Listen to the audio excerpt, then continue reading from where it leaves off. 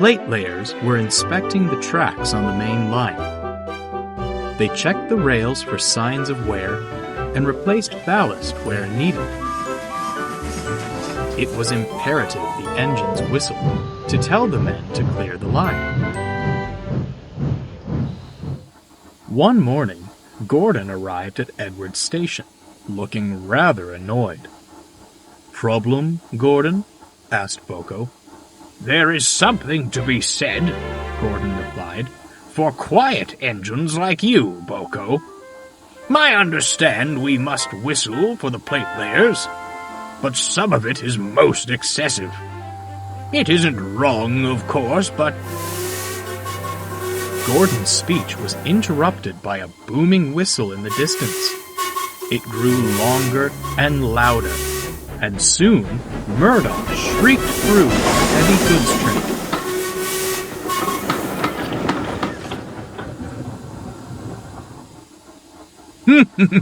I rest my case. Boko found Murdoch resting in the sheds. "If you've come to complain about my whistle," snapped Murdoch, "I've heard quite enough from Gordon already." "I'm not complaining, I'm concerned," Boko interjected.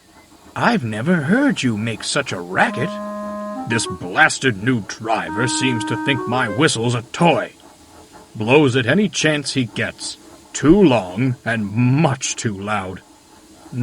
I quite understand," murmured Boko.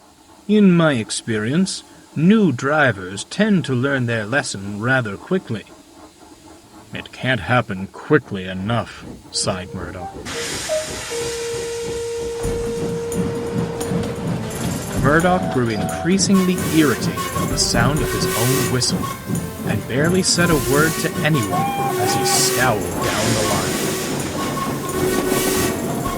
"You're going to wear him out at this rate," sighed the fireman. "Nonsense," scoffed the driver. "Engines like him are meant for it.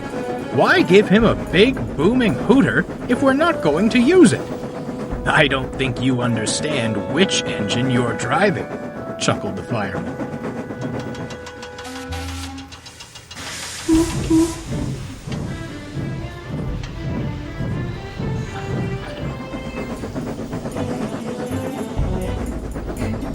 Murdoch braced himself for what would come next.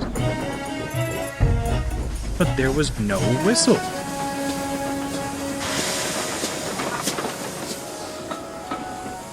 "I'm glad you're seeing sense, but this is one time we have to whistle." I can't!" cried the driver. "Something's jammed!" Murdoch went pale. The plate layers were just down the line.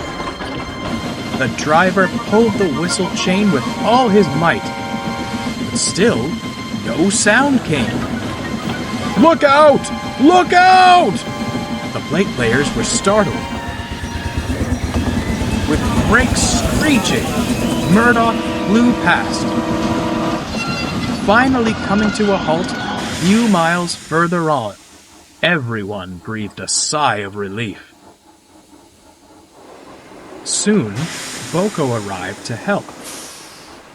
"I'd say the lesson has been learned," Boko winked, as he saw the fat controller talking severely to the driver. Soon, he came to see Murdoch. "I'm very proud of you, Murdoch. Your quick thinking prevented a very nasty accident. We'll soon have you mended." The driver had volunteered to assist the plate layers with repairing the line. Whenever he heard Murdoch's whistle, he smiled, knowing it meant one of two things: a warning to stand clear, or a means of aggravating Gordon.